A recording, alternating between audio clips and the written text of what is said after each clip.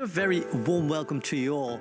Welcome to Designing Cities for All. The two-year activity program of Pakhuis de Zwijger, in which we take a deep dive into designing products, places and systems for all. At every level, we can see certain communities being marginalized, being taken advantage of, and it's all part of the design. When you're neurodiverse, you're in a world that isn't designed for you. We're not the only species on the planet. The city needs to be also a city for the other species. And we need to do something because the old structures in which we worked don't work. Things won't change just if we just let things happen. Instead of saying, what can we do to mitigate the impacts? We need to start asking ourselves, what is causing that? Design is political, that we need to design processes, that we are all different, but there are things that unite us. These are the things that need to be on the table, that need to be recovered in order to redesign the society. Everything around us was once designed and can therefore be redesigned. How do we teach design in a way where students can be really critical of the systems of power that have informed and dominated design? Inclusion happens by design or not at all.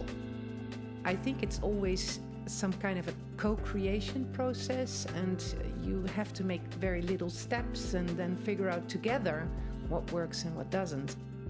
it takes as much time to do something good as it takes time to do something bad. All design tells a story. But there's also a bit of a need to not just write ourselves into the past, but also kind of write ourselves into the future. I invite you so much to join my path of liberation, and I'm hopefully being welcomed by your path of liberation. We have to heal collectively. We have to help each other understand some of these constructs that actually divide us. Not fitting in was a blessing, or I would have turned out just like you.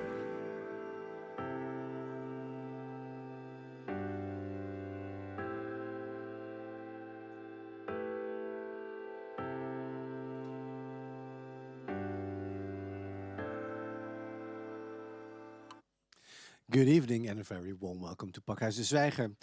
We just saw a video where we saw a wrap-up of 2 years of Designing Cities for All, our research and activities program that dives into designing cities, products, places and systems for all. In 2023 and 2024, we're exploring the concept of regenerative design. Together with 6 DCFA fellows and a lot of designers, storytellers, artists, scientists and other experts. During this period, we learn more about how we can redesign the world in a way that we can recover and strengthen the systems within it, so that people and everything beyond the human can bloom. Tonight, the program is the second episode of City Games in the Age of Urban AI with Ekim Tan. Please give a warm welcome. Welcome, everyone. This also is the very last fellowship of Designing Cities for All. You're the final one. Do you realize how big that responsibility is? We just talked about responsibility. Yes, I'm feeling it all on my shoulders. You're feeling the burden. That's how I like it the most, I have to say. Together with Martin, a warm welcome to you. Meerten, who will join us through Zoom. And Tomas, we will explore how AI and city games can transform the democratic process. In this discussion, we will explore different principles used for building algorithm models such as responsible AI, or as some say, ethical AI. How would city games address social injustices and foster possible solutions for citizens? At the end, we'd like to have an answer to that question. Is that possible? I will work on it. Very good. Before that, I would like to welcome you all. Warm welcome to you and also those watching at home. If you are at home and you have any questions or remarks, or you would like to join into the conversation, that is possible. And if you go to menti.com and use the code 47234906, you can see that on the screen as well. We'll make sure your questions end up in the conversation. Well, without any further ado, I would like to introduce the speakers to you. Like I said, Ekim Tan, you're the DCFA fellow. You're the founder of Play the City, an architect and an urbanist as well. Am I correct? Yes. Very good. And on that side, we see Martin Sukel, founder of the AI Factory and pioneer in responsible AI development. Please give him a warm hand. And joining us through Zoom, and I always have to say that I'm a little bit nervous about that because even though we had the pandemic and electronic connections for ages now, it never works. Meerte Blusser, are you there? No. Meerte? We will return to Meerte later. Meerte is the AI... Where? Oh, you are? Oh my God. Hello. A warm welcome to you. If I'm correct, you're an AI researcher and the co-founder of FemData. Am I correct? Yes, that is very correct. Please give her a warm hand as well. And on my right-hand side for the audience, on the left, it's Tomasz Jaskiewicz. Did I do that right? Jaskiewicz. Oh, my Jaskiewicz. That's it, right? And you're the professor of civic prototyping at the Hogeschool Rotterdam. Please a warm hand as well. Ekim, I would like to start with you. In the previous conversation, we defined that urban AI, what that is. Can you still give a small wrap-up of what urban AI is? So urban AI is actually a term that we borrowed from a French think tank.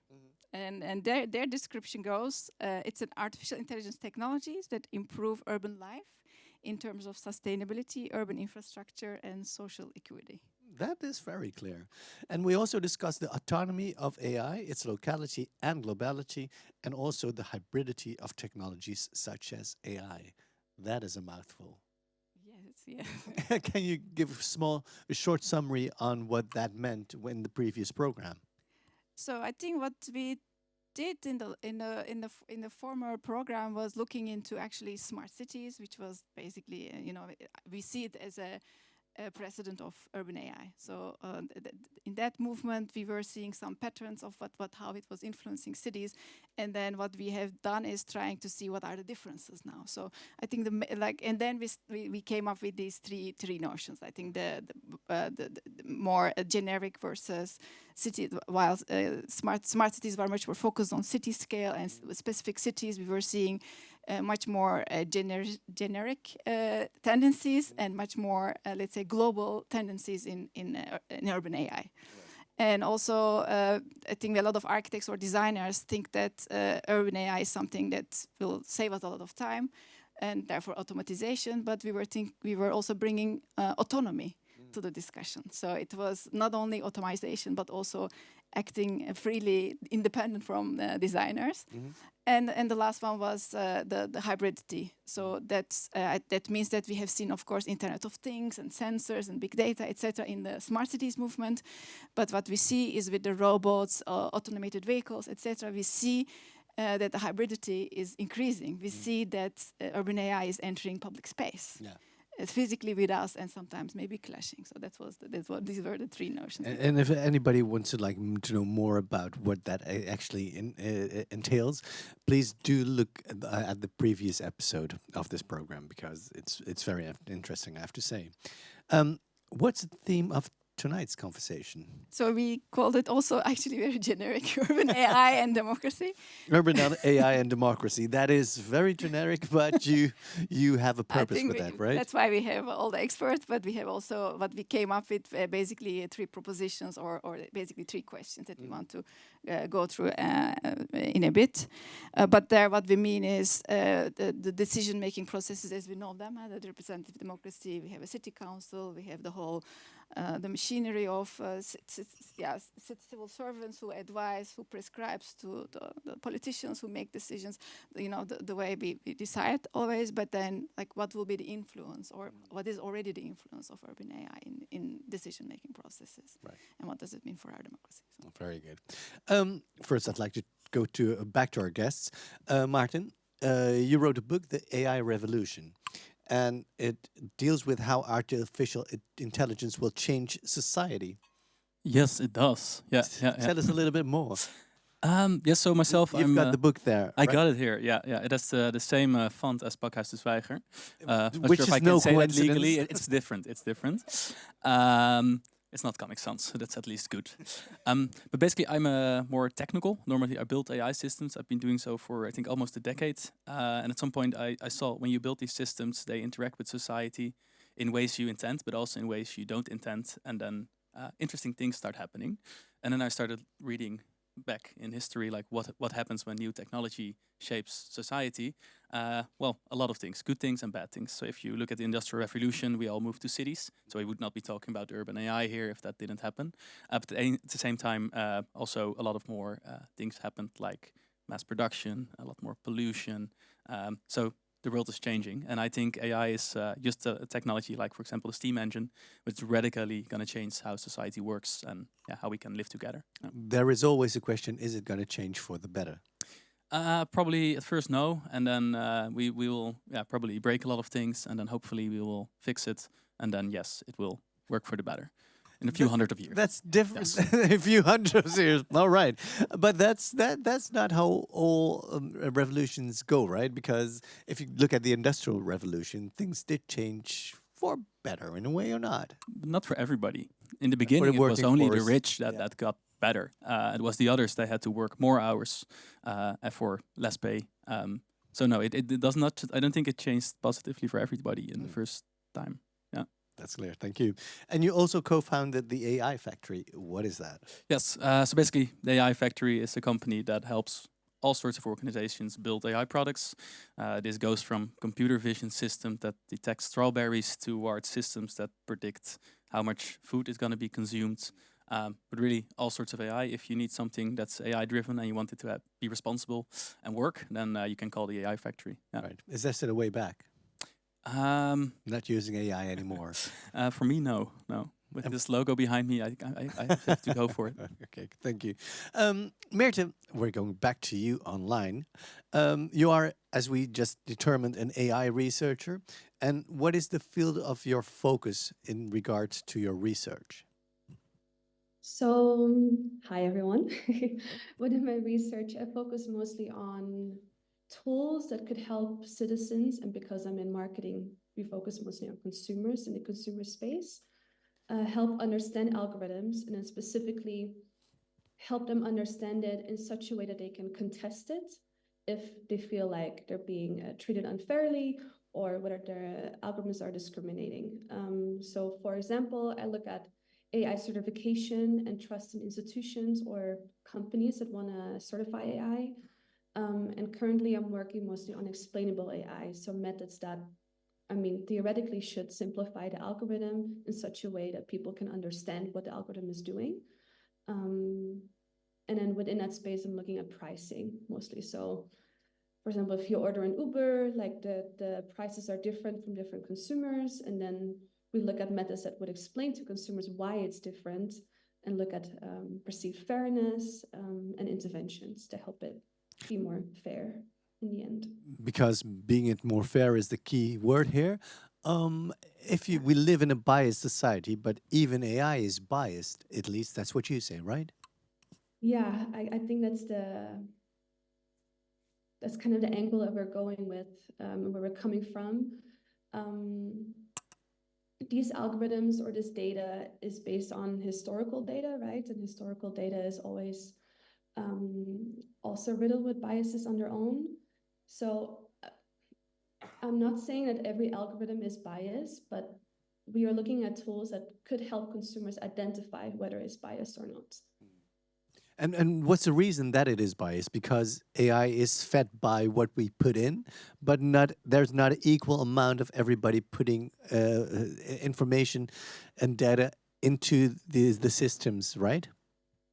Yeah, exactly. So we also started FemData, which is an initiative of a colleague of mine and me, and we focus mostly on that. So I don't look at that much in my own research. But we focus on, for example, how data is gathered, because some data, is not representative of everyone, right? So this bias can enter the data pipeline in multiple ways. The one that you just mentioned is more like the data that we base our model on. We also have data labeling, and then we have data interpretation. But in my research, I mostly look at the third option, data interpretation, but with FemData, we also focus a little bit on data collection, data labeling, and modeling. But for that, we always invite experts because I'm not personally an expert on that. But yeah. Yeah, I was so surprised that I read an article just a couple of months ago where AI was asked to generate an image of a doctor, and the doctor was always white, male, and middle-aged, never of color, never a woman, and that is in the inequality in data, if I'm correct, right? Yeah, it's funny that you bring that up. I was thinking yesterday, I was at a conference, um, and I put some queries in ChatGPT and I asked it to give like an investment over a couple of stocks. And I said, invest your money as if you were a woman. And in a different model, I said, invest your money as if you were a man. And the investments were completely different. For the men, it was mostly in very profit-driven stocks. And then for women, the AI, so ChatGPT, invested mostly in, or well, not mostly, but invested more in social relevance and social impactful stocks. So you see it even in ChatGPT, which I mean, OpenAI AI is saying that they're not biased, right? But if you instruct it to act like a woman or a man, it shows different outcomes to you. And I mean, the same goes for images generation, or if you ask it like, what is the like professions that would be important to you, you get completely different lists. And for a woman, they don't include doctors. No. Oh God. Okay, there's still a way to go. Tomas, you teach civic prototyping. What is that? That's a wonderful question. Yeah, so it's my own invention as a term because like I knew it didn't exist. See, I knew that. you know, it's an amalgam of things I am really crazy about, which is on one hand design prototyping, on the other hand civic engagement, and with that term I'm trying to bring these two things together. Can you give an example of that? Yeah, so I normally bring a prototype with me, and today it And was just why not today? yeah, it was just logistically too challenging, and I feel very uncomfortable not having a prototype around me. Me too. Yeah. So next time. Okay, next time. But I have slides. Yeah, yeah. Show us the slides. I have slides. No, so the first one was really about a kind of, because I'm both a researcher and a designer, and I really cherish that. So prototypes are better because they don't flip back and forth, right? And I really love the two different ways of thinking that you experience when you're researching stuff versus designing stuff. Designing is really about introducing new stuff in the world, and research is mainly about understanding how the world works. But at the same time, as a designer, I think you also move a lot back and forth in this iterative cycle. And I was trained as an architect, and when you draw as an architect, it was actually an observation of this famous guy, Donald Schoen. I mean, he observed architects in the 60s, and he was like, they do something really weird. They draw, they take a step back, and they look at what they have drawn, and they look again. And that was this, and he called this reflection in action. And this cycle you can observe at different time scales, that you create something, you design something, you prototype something, you put it in the world, you reflect on it, and then it brings you to new ideas, and so you innovate. And that's what basically I'm trying to apply in my research and in practice, fundamentally with a mission to engage citizens in the really broadest possible sense of this term, not just legal citizens, by all means, in different forms of innovation with technology. And you do focus on human-centric design. Well, human-centric is also a bit of an old passé thing, right? I mean, we also need to think about But nature. it's the term that we found with regard to you. No, but indeed, for me, it's mainly humans that I work with. I would like to work more with non-humans as well. That's maybe the next step. But what you see in the slides is something that we developed in our project, the Cities of Things Lab, which is a platform to prototype urban robots. In a very simple, low-threshold way, so that in a few hours you can basically mock up a robot, and when they're remote controlled, you can actually test it, drive it around on the streets. And what do they do? Yeah, they do all different kinds of things. So the premise of this whole project was really about turning the narrative around. So rather than having the big tech come up with ideas for urban robotics, to kind of put this in the hands of well, the non-big tech, like they're the regular citizens. And there's no such thing as a regular citizen. We're very different people, obviously. And see what kind of ideas will people come up with. And our minds were blown off. I think in this project of a year and a half, we together with different communities, we produced something like 30 different prototypes. This is one in Rotterdam, which is a little cart to collect unsold produce on the local market, which was the first idea of the group of citizens that were really engaged in this kind of innovation around sustainability. And we instantly tested it on the market, and that just gave us so many new insights about, hey, these robots, they're not only about functionality, they can also have a social function in the neighborhood. Right. Nice. We'll probably talk more about that later in the program, but first I would like to go to the audience over here, but also at home. I would like to pose the first question to you, and you can answer that in the Mentimeter. And the first question is, how do you think urban AI will impact citizens' power in current decision-making mechanisms? So the question is, how do you think urban AI will impact citizens' power in the current decision-making mechanisms?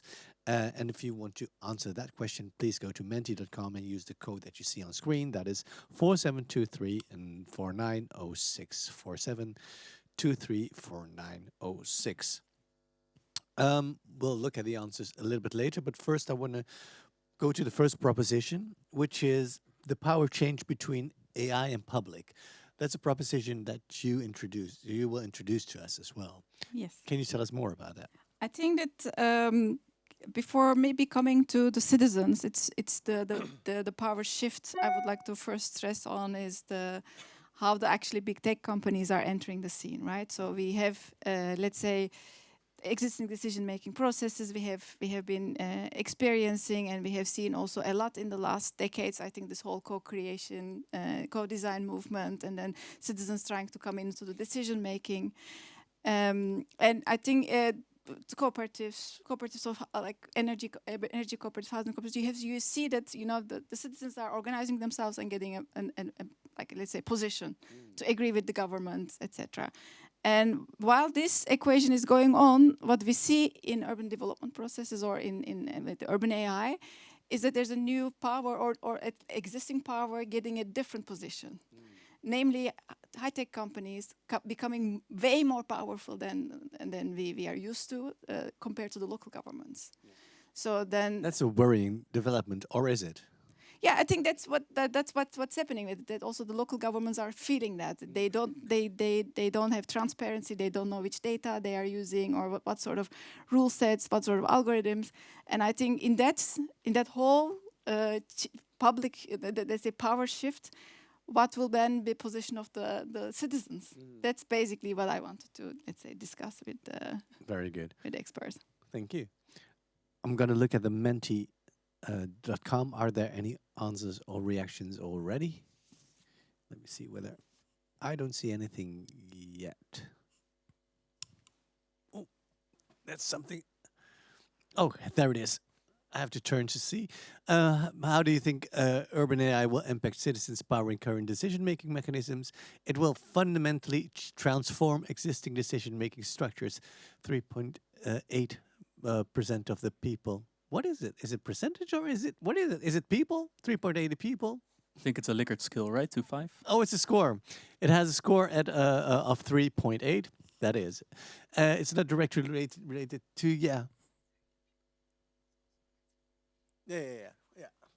It's not directly related.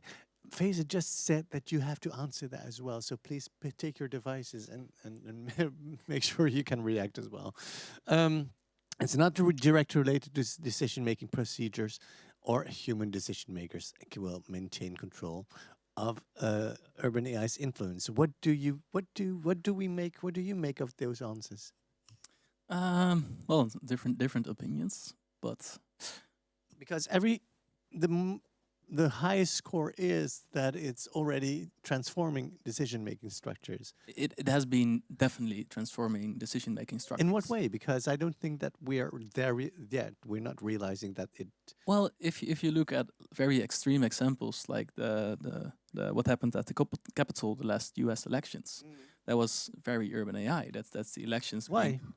Well, why? That I think that was a very notable moment where you could actually see sort of the big tech companies, the social media platforms, completely changing elections and the results of those. So I think that was quite interesting because they have been taking. That has been happening for the last 20, 30 years with social media already. It's not something that happened yesterday. We slowly have been changing where we get our information from books, people, to smartphones, from social media. And I think information is what decides what you vote, things like that. And it's completely different. Nobody is reading.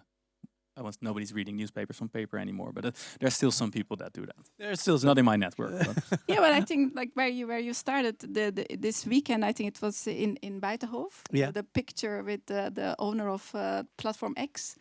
And one of the Elon Musk, together with Donald Trump. Yeah. I think that was actually, the picture of how decision-making processes are changing. Well, this friendship is not a coincidence, I think. No, it's not a coincidence, but still, is X in that case that influential still, or is it losing power to other platforms because Elon Musk is spiraling out of control?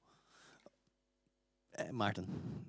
It still has a lot of users and it's still being quoted by media a lot. I think it's still it's an insane thing that one person is in control of such an important media platform around the world. You don't even have to go to US, right? It's even influencing the way our democracy works in the Netherlands, that platform. But isn't the problem that the importance it gives, if we give it, or the media has given social media platforms by quoting it in news stories, then you enhance the influences that it has. And shouldn't we have to have a counter movement not to give it that importance anymore? Because it's a small percentage of society that is actually active on X. Yes. Thank you. I think that's a very simple answer. No, but to unwrap it a little bit more, I think my beef with social media and basically everything that's happening around that is that it really draws our attention away from the locality, right? We're super informed and in different ways, and there's of course a plurality of information and media bubbles. We can talk a lot about that. But I think the kind of the side effect maybe that we don't really talk enough about is that it distracts us from our direct vicinity, right? About the problems of the city we live in. I do disagree with you because if there's happening anything in my neighborhood, you either go on your WhatsApp to check with your neighborhood app to see what happens, or you put it on X. But for example, there's a helicopter hovering above this area. Does anybody know what happens? And 9 out of 10 cases, you do get an answer, which is correct. So it's hyper local as well, and this didn't used to happen.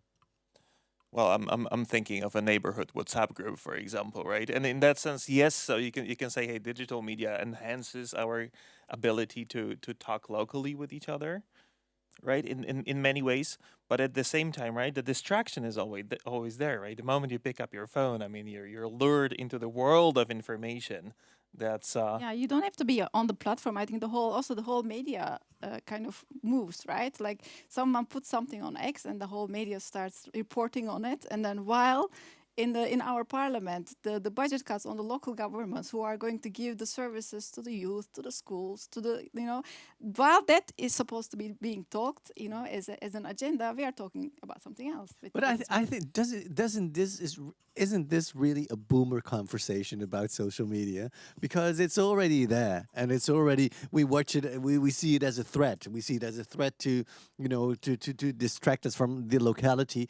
It is there, and it did prove its use as well by helping some kind of revolutions, sharing information, getting information out there globally. But it's not stopping there, right? I think some of the audience would also remember the discussion about the toeslagen scandal we talked in the former talk again.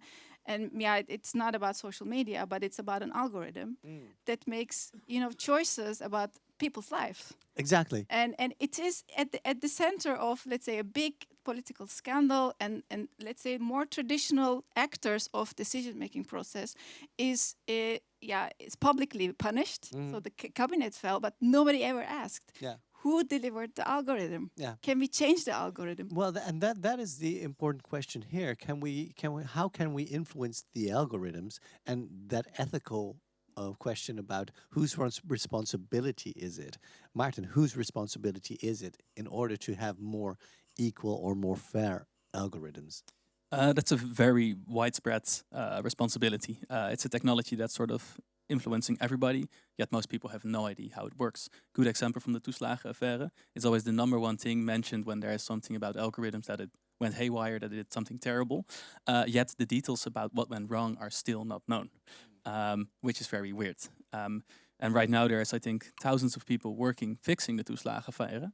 Yes, when you look at the Autoriteit Persoonsgegevens, so that's like the people responsible for, well, for example, the privacy laws. There's only 30 people there working on preventing the next toeslagenaffaire, like checking algorithms, which I think is ridiculous. It's like society is sort of, we're painting the walls while the building is still on fire, and we only have a few people trying to put out the fire. Yeah. To put in a nice metaphor. Didn't get that one from ChatGPT, by the way. No. Can we go to Meerte as well? Because I think that you're a researcher, you're an AI researcher, and what if we talk about the ethical responsibility of having more fair or more equal algorithms? How do we go about it?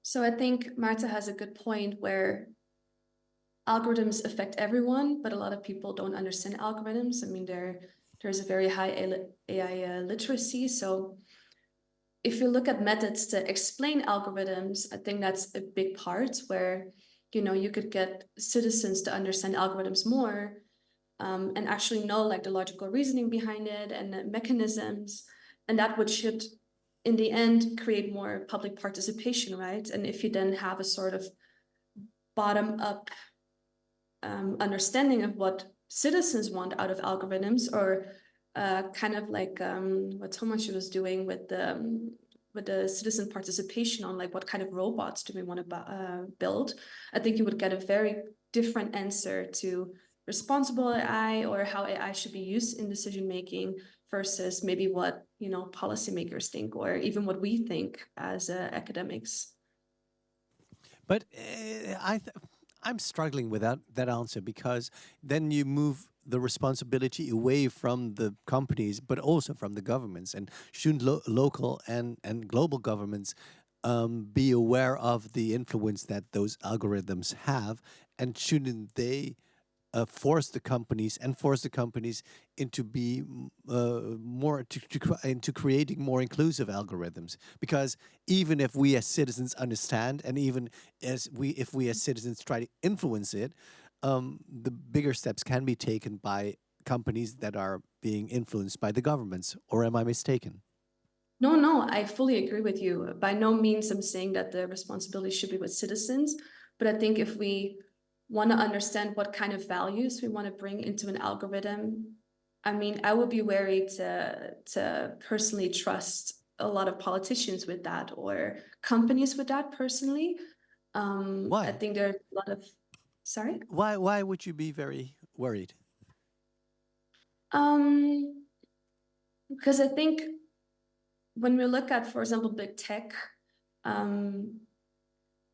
I don't think their main concern is necessarily making the big tech the most fair or inclusive tech for a lot of people in society. But isn't that because the governments have just let them do their own thing and didn't enforce anything on them yet, as for now? I mean, there are new laws coming out. For example, the AI Act. But it doesn't really necessarily. So there's, I think, what I notice in my work is there is a difference between what law says or what policymakers say, or what how we think about fairness. But the definition of fairness changes for everyone, right? And you want the definition to be inclusive. So I have my own idea of what I think is fair. Maybe someone else from a different community has a completely different idea of what is fair. And what policymakers are doing and what a government is supposed to do, I think, is representing the citizens, right? But in order to know what citizens want, we need citizens to understand how it can be used. And we need to understand the values of the citizens that they want to be seen represented in those laws. Right. Thank you for now. Are there any questions here in the room that you would like to either pose to the panel or just a reaction? Nobody? Then that means everything's very clear. Yeah. All right, go ahead. If you wait for the microphone, then the people at home can hear you as well. Right there. Thank you. Thank you. Very interesting talk. But I had a question because we talk more about the negative things that happen when AI is involved in the decision making. But I was also wondering, do you also see positive things when you have this technology? Also integrated Available. in. Yeah. Is there anything positive? And there's Yes. this No. there's this dead silence. No, definitely. Technology is like fire. They've been looking at that like since old, like Greek mythology is like saying this, like you can burn down your house or you can use it to heat yourself. And I think it's the same thing with AI. There's so many things you can do with artificial intelligence that is just amazing. People can write things they could never do before. You can make models that predict energy consumption, actually optimize society a lot. But we shouldn't be blind too much to the other side of it. Like if you're going to be optimizing energy usage with something that uses a lot of energy, that's probably not very smart. So I think it's still Because that's the point, right? AI uses so much energy that it's not very responsible to use that. Yeah, I think this week research came out from Goldman Sachs that said about 160% increase in data center energy consumption this year. If I say that correctly, but it's insane how much more energy is using. Because we started generating the text, for example. Awesome, you can do a lot of things with that. I never saw students write their thesis quicker than before. Everybody can suddenly write, it's awesome. Now it's more like the image generation is very hot. Well, images cost more energy than it costs to generate text. And now the next thing is going to be images in videos. So that's 60 frames per second generated. That's insane how much energy that we'll be using. Yeah. So we really should think about, okay, that's cool. We can do cool things with it. I'm going to go negative again. Sorry, we're right back. But you should be really careful there and think about when you want to use this because this technology is really shaping society. Yeah. Yeah, I think we are all reacting to the hype. I think there's the whole hype of AI can do this and also do that, and I think also when I go back to, I think that's my responsibility here to bring it to more urban questions. Like for example, one of the applications that I saw today coming by was large language models implemented in GIS environment, which then helps. For example, people who are looking for housing, it makes housing like profiles. It makes the match between the profiles and the housing stock. So that is potentially very interesting tool, right? So that you get excited, and then the second thing is like, wow, I was really like, how does it work? And the article was really nicely describing it. I was like, yes, it will happen. And then the next thing I ask is like, oh, okay, like will that something like this also happen? Like, is it happen in toeslagenaffaire? Again, in the way we run, like if we deliver all our housing management system to AI, what will then happen? Is the next question that, I don't know, that comes to my mind. You're very worried in that sense. Yeah.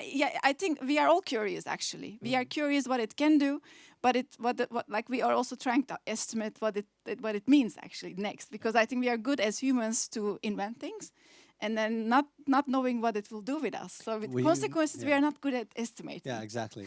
but in that regard, it's interesting to have the comparison with fire, or I've heard the comparison with dynamite as well. Dynamite was used in order to blow rocks away so you can build roads, and then it was used on people as well. So it's the use of people that makes it kind of dangerous.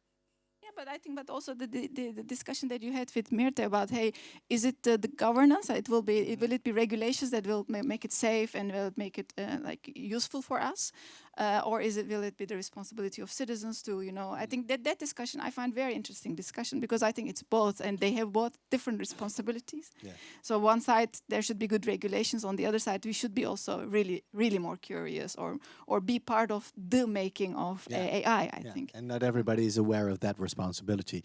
If we talk about the responsibility of the citizens, that is you and people watching at home, well, let's go to the second question, because the second question is, what could be the most effective way to make urban AI accessible and inclusive for citizens? Please go to menti.com and there you can choose maximum of 2. Because this question introduces the second proposition, and that second proposition is AI impact on communities and transparency. Can you elaborate on what that means? Yeah, I think that the second proposition is about, hey, how can we actually, this is what I try to kind of to make the bridge to, what are the ways of opening up urban AI? I think what Thomas is working with his students is really amazing, but I also find in Dutch, let's say, the design scenes, we have design by research by design, but then bringing it to citizens is, I think, one step further than that.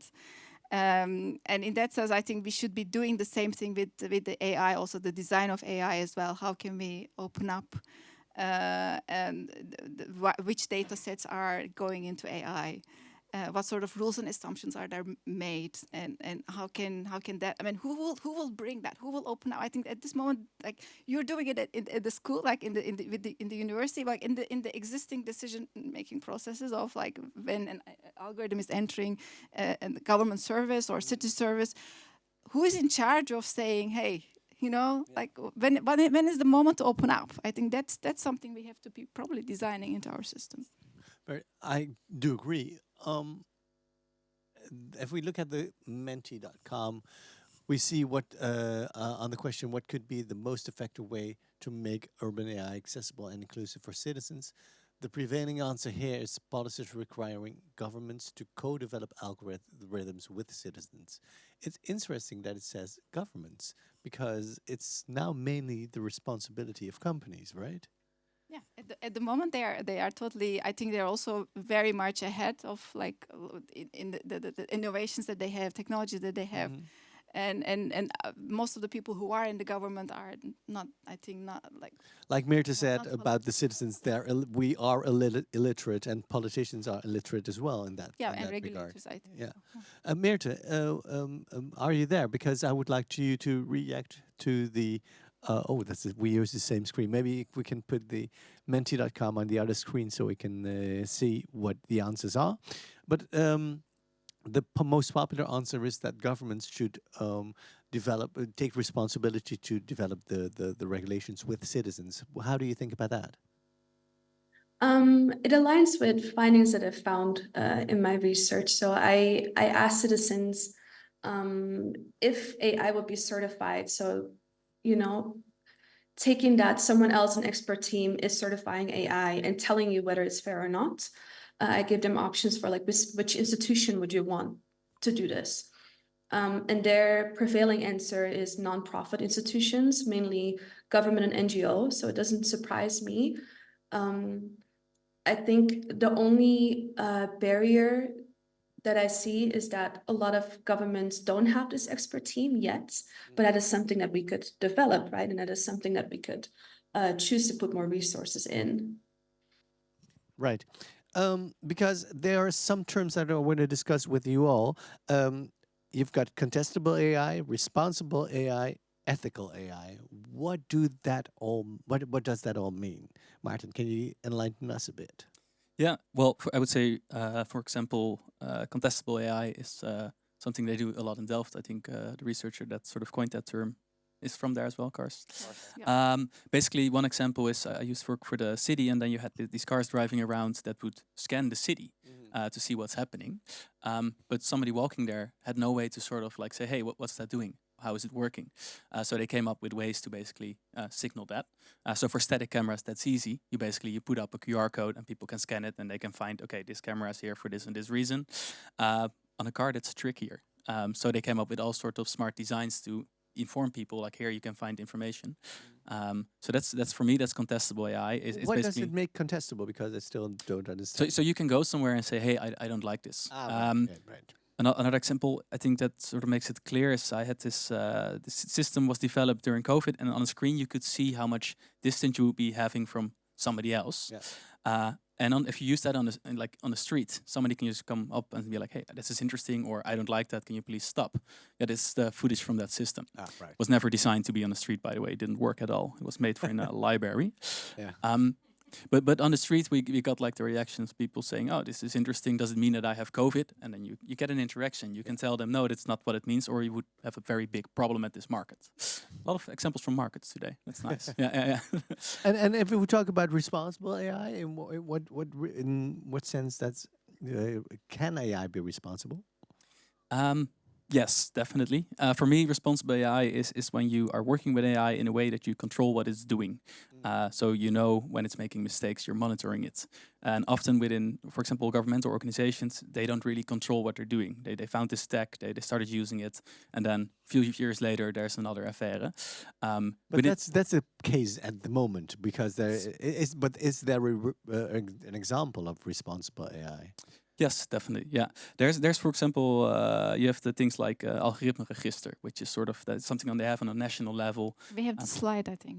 Really? Oh, nice. Yeah. Basically, the idea is there that whenever the government is using some sort of algorithm or AI, they have to put it in there with a description. However, that's currently voluntary, so it's only the interesting ones. This is a very old one from the city of Amsterdam, I think. Yeah. It's bigger now. There's more of them in there, but it's only the ones that feel like, hey, I want to share what I'm doing.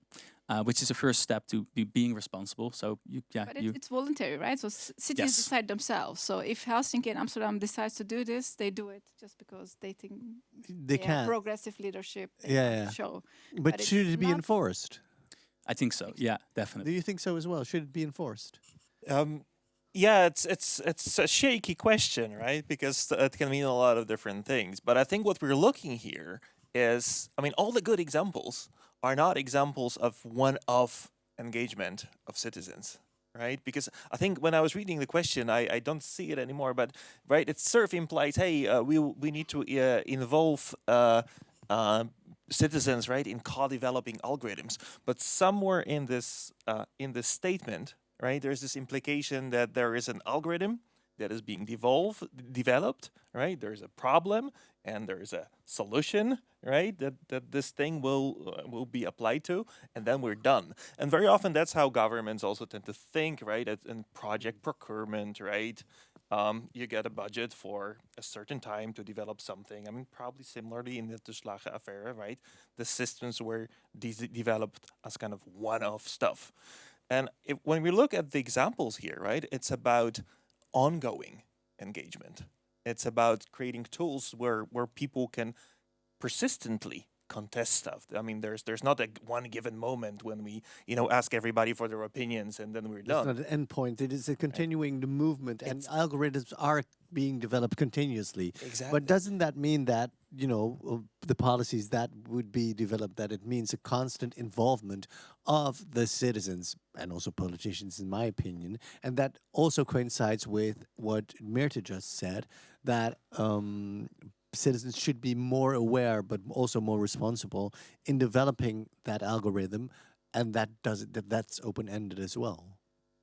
Well, I think something that we've also noticed today, right, is that we tend to think in a bit of black and white terms, right? Something is an opportunity, right? We are excited about all these new opportunities. I'm a designer, right? So there's this inherent optimism that designers just need to have, right? And we think of dangers, right? Like the terrible stuff that can happen, like the dystopian scenarios. But there's this huge middle ground, right? The fine-tuning of things to make sure that it tips more to the positive side than the negative. And it's really difficult to sense that point. And you just need to keep pushing and nudging and adjusting and tweaking, right? To make sure that this balance is tipping in the right direction. But Meerte, I think the fine-tuning is happening at the moment, but the fine-tuning is the responsibility of the companies at the moment. So that makes it quite difficult. Or am I mistaken?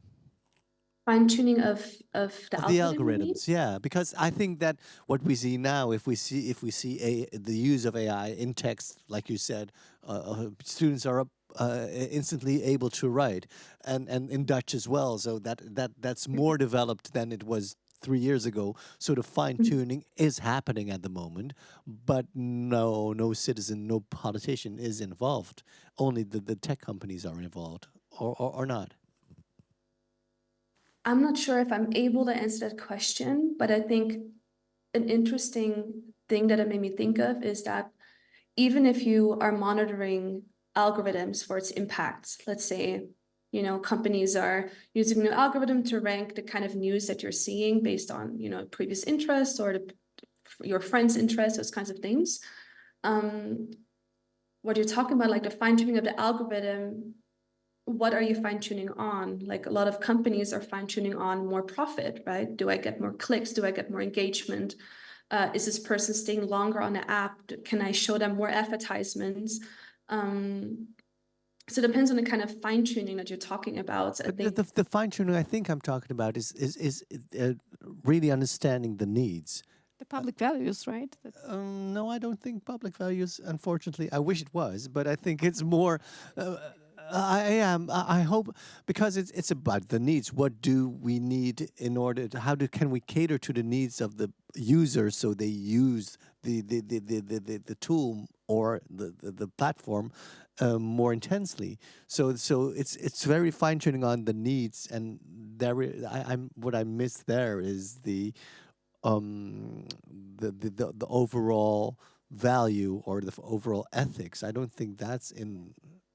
I think that the difference is maybe when you talk about algorithms that influence individuals versus algorithms that influence cities, right? I think when you talk about urban AI, you're talking about public values.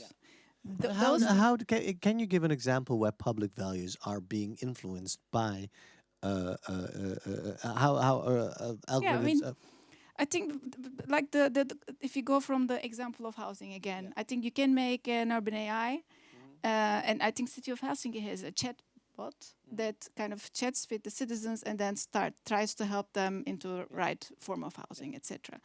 Or you can also make an urban AI for the real estate owners, and that let's say screens the profiles, potential profiles of tenants, and then let's say isolate some of the profiles. That's also. but there you've got a problem as well, because what is known in Holland, at least, is that the owners have a certain idea of who the perfect tenant is, and usually that's excluding groups as well. How can you use an algorithm in order to let tenants realize that it should be more open and more democratic? I mean, if you're a city, let's say, because you are at the let's say your legitimacy comes from that you are representing the public, then your algorithms should be, like, I think theoretically representing the public, right? Not the private owners, or let's say a negotiated value between the private owners and residents, etc. So I think that would be then also the search for. Not only companies, but also let's say the citizens, but also all other interest groups being able to be part of, let's say, what are the values or what are let's say, the data or the. And how do you do that in practice? Does anybody know how you can do that in practice? Because the idea, of course. Yeah, I think maybe I brought a slide. I wasn't intending to show it. Khan, maybe you can show the Enexis game. I normally don't show our games, but not the housing one, but the energy one. So this is a game we developed a few months ago. It's an energy company who wanted the game, and they are looking at billions of data points. They are using AI algorithms to share. It's a network beheerder that's working with a lot of provinces, and then they came to us. I thought they asked for a digital game, or they want a game that looks at all that eventually these stakeholders will look at online. They said no, we really want a game that's physical. We want to touch the data. It should be as tangible as possible, because what we see in our algorithms, the data we see, we would like to be able to talk with the province and all the other stakeholders, so that everybody is on the same page. So I think that's what I was like. Hey, what should be? And I was asking, what will be then the picture of, like, hey, what will be the role of urban games, like city games in the age of urban AI? Maybe it would be one of these pictures, like. Yeah, well, I think this is just a great example, in the way you're talking about it, how a game like this can play a role in changing the system in through which we're talking and commissioning AI rather than just reacting on its effects. Right, and I think that's what very often is happening with this fine tuning, right? That we talked about. It's about fine tuning the effects, right, rather than the inherent process that produces certain applications, right? So I think it's really about shifting the focus from the effect to the actual process behind it. But I really love this game, and I think it's very interesting to have it tangible. But how does it prevent bias or discrimination or exclusion? Yeah, I think that I mean, we have seen also among when the game was being prepared, we had also endless discussions about which sort of data. Like, are we using the data that comes from the company itself, or the data that province has been collecting, or all the other companies who are delivering energy. So that was also, I think that's what it is. That you have to be able to discuss these things to be able. Of course, and and the data should be accessible, and that we can go to Meerte as well. Is there enough data accessible in order to be very inclusive or to be more inclusive, or isn't that data not being collected? Yeah, that's a good one. I think in this case, this is a private company who senses that game can help their problem. It's not a public problem. It's not a problem of citizens we are solving here. It's a company's problem. It's also a valid problem, of course, and they have to deliver the network and they have to be talking with all the other stakeholders. But I think what you're pointing at is super important. Hey, where is the data?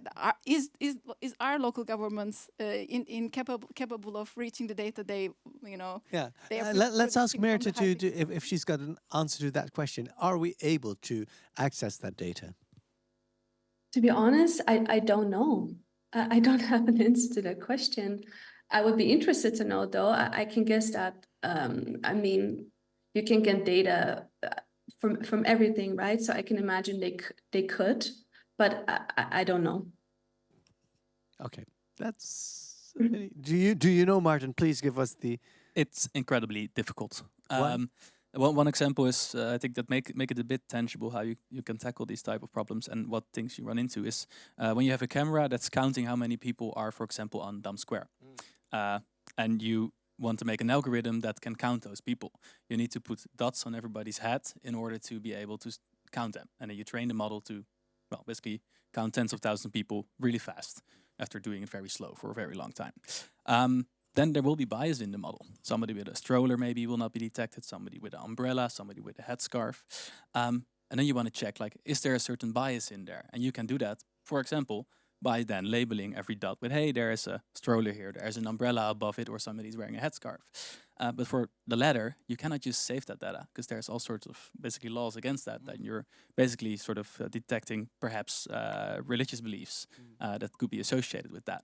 So that's not allowed. So that's how you could combat the bias, but it's very tricky to do such things. And But very necessary as well, because there was an incident with the universities where people were able to take tests at home, but the students of color weren't being recognized. Proctorio. Exactly. So it's necessary to do that. So how do we combine privacy regulation that you have, combined with being more inclusive and more non-biased, at least? Yeah, I would say that's really something the government has to do. Just as the government is responsible for testing toys to see if they're safe, you could do the same thing with this type of software. You could make somebody responsible, give them certain rights to be able to save the data, to check these type of things, and they could say this is okay or this is not okay. Right. Yeah. Any questions from the audience? Yes. If you just could grab the microphone. Yeah, I have a question. So we've been talking a lot about how citizens should be more like educated or engaged, or how politicians should like co-design the algorithm. But the thing is that already in democracy, citizens, politicians, and other actors don't really play by the rules of the game we thought they will play by, as we see with any scandals and stuff. And I think maybe it's a question, maybe we need to stop thinking of democratic system or democracy when we speak about AI, because it feels a bit like to say when the print was invented in Middle Ages was Middle Ages plus print, which is not right. It's completely changed the whole world, and it's not democracy plus AI. It's like maybe democracy can't handle AI as we know it now, and I'm just thinking, I'm Okay. curious about that. What you think? Maybe the democracies as we know it aren't able to handle AI. Yeah, I think that's also a little of the assumption, hidden assumption that in my all questions you probably have sensed it. I think that we see already some of these disruptions, the way our democracies or decision making is happening, and I think that's why I wanted to bring in to this evening. But I see that Martin disagrees. You do think that democracy is able to handle AI? No, I don't think Oh, so. you don't? No. Oh, God. No, I think we really But need to it's not a matter of opting out. We're here. AI is here, so have to deal with it. we have to deal with it. Mirta, please enlighten us. We in our democracy we can handle AI because we have to. Or how do you think about that? I mean, I want to be positive here, and hopefully we can. But pessimistically, a part of me thinks that maybe, the processes of, the traditional form of democracy that we know are a bit too slow. We also see this with policy making where, the AI Act took so long, and then the ChatGPT came out, and then they just extended the deadline and extended the deadline and extended the deadline to kind of hopefully bring in all of these other technologies. So I'm not sure. I'm not sure if we can. Tomas? I have hope. Oh, good. I have a lot of Good. hope, and I think maybe a certain fallacy that we're making, and we're talking about a democracy as if there was one way of doing democracy, and there's just so many different forms. That's right. And so many different democratic instruments, right? It's not just about representative democracy and elections, right? It's also about democracy on all different levels and different forms of participating in decision making and influencing the cities we live in and our communities. And I think, so my hope is that AI will open up creation of entirely new tools, right? That will enable democracy in unknown forms that we haven't experienced yet. And I think it's really worth the effort to dive more into these kinds of explorations, like what new forms of democracy could AI enable us? Could AI represent the marginalized groups, right? Or low literate people to make them sound more convincing, for example, right? Could we have other forms of representation driven by AI? Could we use AI to inform people more about the decisions and the policies and the rules and rights? Could we open up the legal system more to be more inclusive and enable people to actually use the legal tools that are now kind of available to the select few with money or knowledge, right? So there's all these opportunities out there. I hope that you're right. We're going to... No, I do believe that there are possibilities. I hope that it's accessible for everybody, and especially marginalized groups. And I think that there's a world to win there. Let's go to the final proposition of the evening. And the question we'd like to pose to you on menti.com is, do you think digital twin cities will enhance and speed up the democratization of decision-making processes? And digital twin cities, you have to help us out there. What are those? So they are 3D representations. So 3D, imagine an existing city and then imagine a 3D model of that city.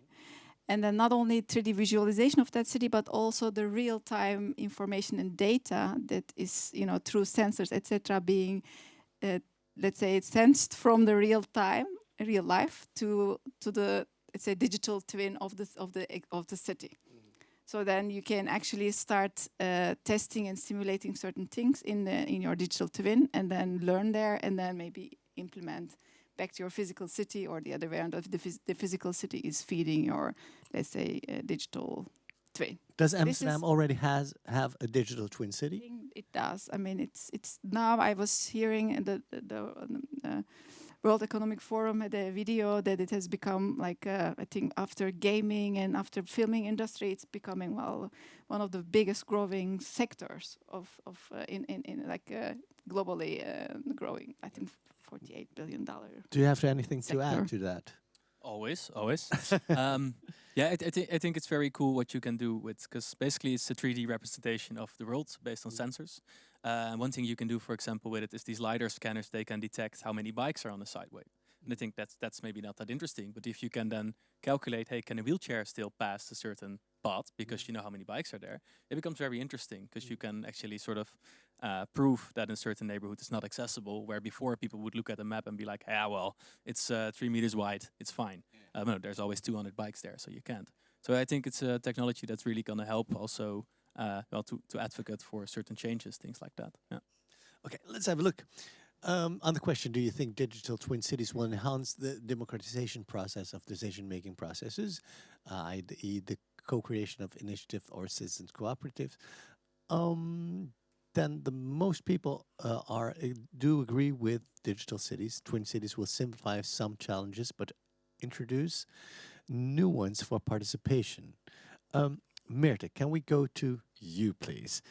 How do you oh, wow, that was cool. You were sliding over on our screen. What's your reaction to that question? Could you show me it again? Because it was hard for me to read from, like I see it on your screen in the back.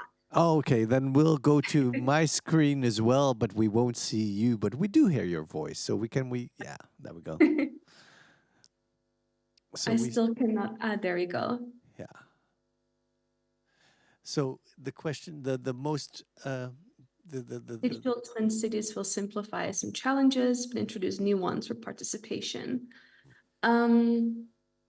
I'm not sure if I fully agree with the simplify some challenges. I think it could actually make, you could theoretically simultaneously apply new policies or new ideas and test what happens on different levels. So I'm not sure if I agree with the simplifying some challenges, but it could definitely introduce new ones for participation. I'm thinking, for example, could you make it like gamified a little bit, like ask people to play with this twin city and see what they would want to change? Or, this could also measure, just to bring it back to my earlier comment, like the values, like can we measure what citizens would want to change or what they would play with? I think that has a lot of potential in that sense. So there I see a lot of opportunities for participations, but not necessarily the simplifying of that participation of those challenges. Right, and one of the there are a couple of terms that are very important, and you can shorten it to FATE. Can you explain us what that means? The fair, accountable, transparent, explainable. You mean? Yeah, exactly. Yeah. So when we look at, there's a lot of discussion about what that actually means, but I'll give you my 2 cents on that. It basically means that models need to be fair. There are different definitions of fair. Accountable, where we need to be able to contest these models, or, there are also discussions about who is necessarily responsible, but that's a whole nother topic. Transparent, so these are the things that I work on, for example, the explainability methods, and then we have I'm forgetting one. Transparency and explainable to me are a little bit aligned. I think in these kinds of twin cities, you could think about like how to make the participation more fair. So how do we design these cities to be more fair? For example, I really like the example that Maarten gave with accessibility.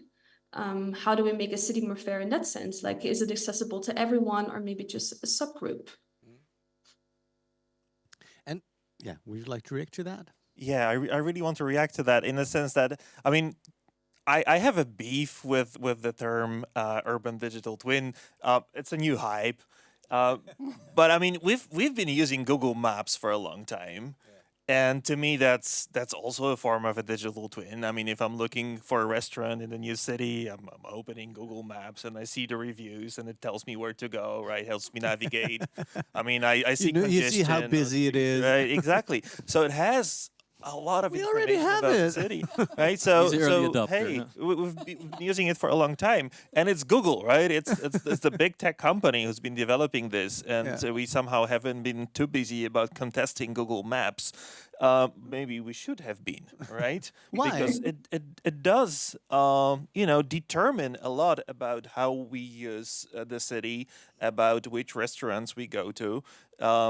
Stuff gets promoted because they pay for being advertised, right? Hey, so we are actually, the way we use cities is already being heavily influenced by technology, right? And I think a lot of this discussion about urban digital twins is about changing the ownership of these models and adding more to them that's been in the domain of local governments. But you're talking about it Great, like yeah, it's a but- bad thing. Well, I think it's a great thing, but I think we shouldn't be talking about one urban digital twin. I mean, there's always going to be a plurality of digital twins, right? That will that will basically exist next to each other. And I think that's actually a good thing because it's not monopolized, and you've got the opportunities to hear different kinds and see different kinds of perspectives. Do you agree with that? Yeah, I think that I like the hyper comprehensiveness, but I also I think that also a little bit focus, especially with urban AI, wouldn't hurt. And I think maybe that's also where I see the relevance of city games, like that can help actually digital twin cities to become more meaningful for citizens. Or Can you elaborate on that? Because how can city games help that? I think by asking when you're entering a city game, for example, you have always a focus question. You know whether you're going to talk about energy, housing, and that's already when you're entering the game, you already agree to those rules or themes, right? So it's actually like co-decided before you come in there.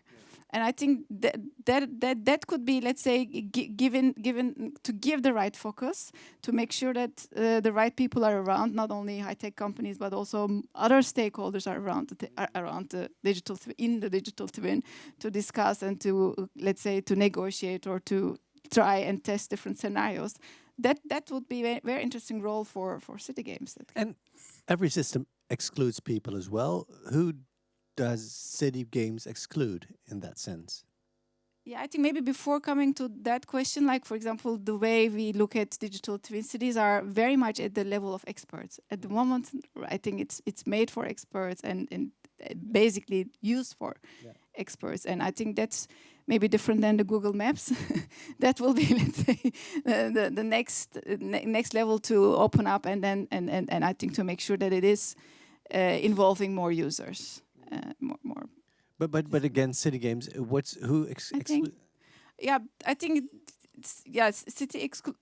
city games are. I think maybe we can go back to our video if we can. We have made games in townships of South Africa where illiterate people join, and an urban game where they could basically talk with experts and tell, hey, this is my container where I sell live chickens and I would like to live on top of it because this is where I feel safe.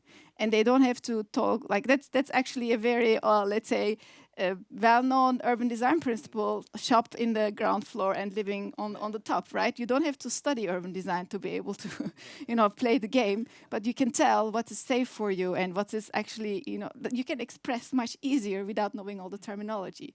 And I have seen, from the mayors to illiterate residents of townships joining city games. And I think, I'm sure in this, because it's the language of games and it can, let's say, distill from all the difficult terminology, etc., make the dynamics available to people.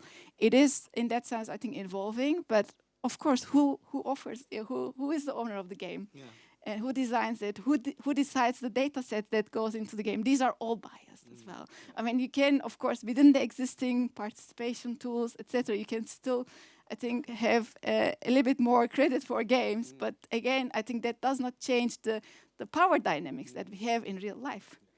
that's not different than also in city games. I Right. think. Martin, what's your reaction to that? Is City Games a tool in order to get more democratization and even counter injustice?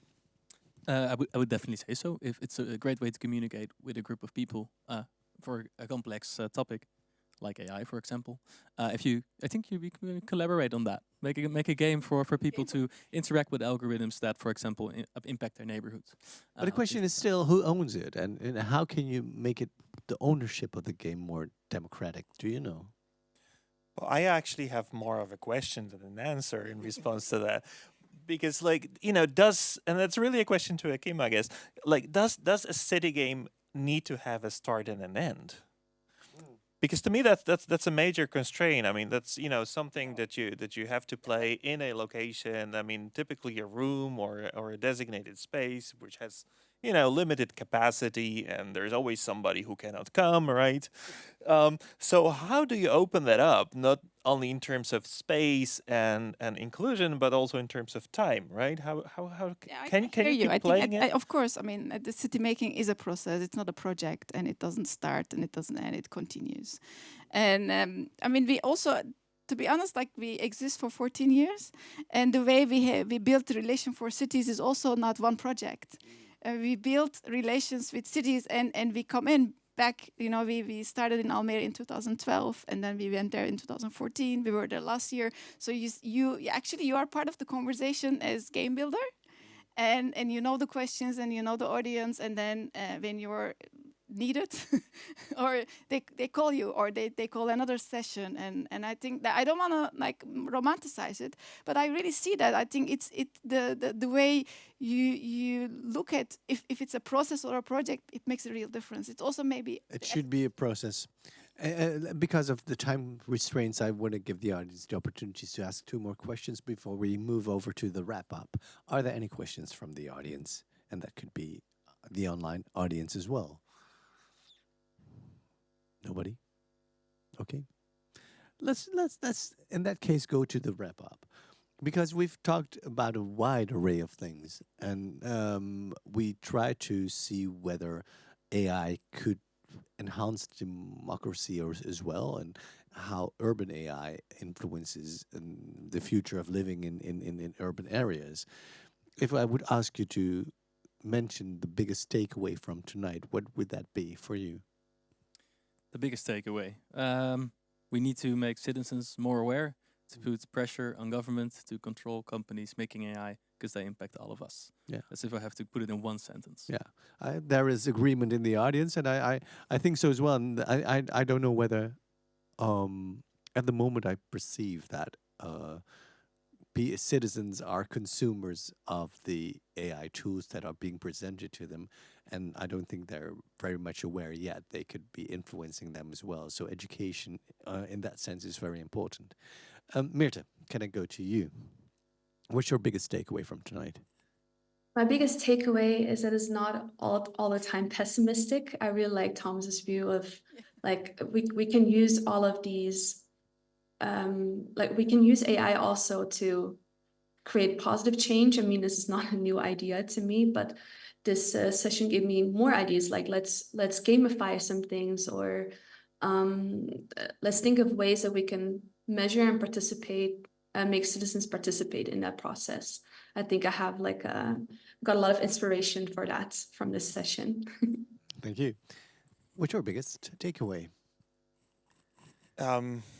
I have a lot, but I think the biggest one is about, hey, it's actually not about AI. What is it about? It's about the process behind AI and a lot of other things through which we're developing technologies, through which we're developing innovations, and which we probably should organize differently. Because AI is just amplifying the stuff that we've known for a long time is maybe not organized very well, or at least not in a very equitable way. You had more. What's another one? Well, there's just so much about games. I mean, this whole event is about games, and I think game is just such a great tool and also a metaphor to experiment with, because it has this lightness, It's playful. It's temporary, right? So maybe it's actually good that this has its start and an end, right? Because it doesn't feel that crazy serious. And I think we can really use games as a playground for exploring new tools for democracy, right? Through which we can test new ways of working together and developing stuff. Great, thank you. Yeah, I was also, I think, a little bit shaken by the optimism of Thomas. That was really needed, I think. Thank you for that. But I think if I hear the conclusions, I think in a way the evening has been successful, because I think let's say what you were also discussing with Merte earlier, like the responsibility of the government and what does it mean for citizens to be as part of this process.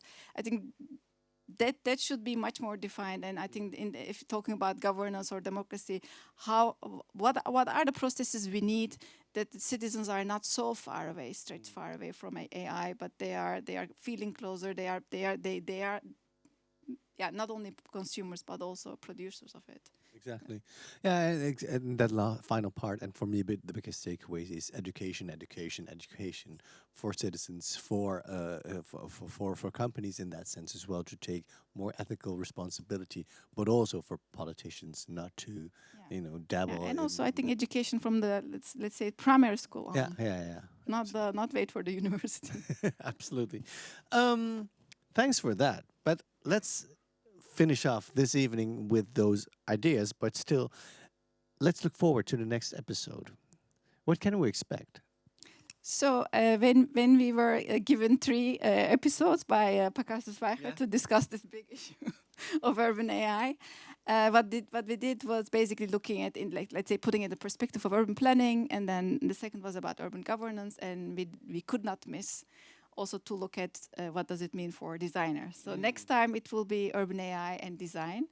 And so I think the work of designers, architects, urban planners, what does it mean for them? I think the smart cities movement was, let's say, much more shy, or a little bit like parallel to existing processes. And I think urban AI is much more influential the way we design, the work of designers, but also the design process might change, or maybe is changing. The sector will be changing, so it will be much more fundamental. The way the designers will work. I think that's what we are trying to. Yeah, they have to reposition, because the accessibility of design is going to be enhanced, but still, how does it influence their own work? So we're very curious about that. Thank you so much. I would like to thank you as well for joining us, either live or online. So the last episode of the DCFA Fellowship City Games in the Age of Urban AI will happen on Monday, the 25th of November, and please do sign up through the website of Pakhuis de Zwijger. And stay tuned for a collaboration, because Merte is still here with us, and there's going to be a collaboration with FemData in January. So we're going to see more of FemData then.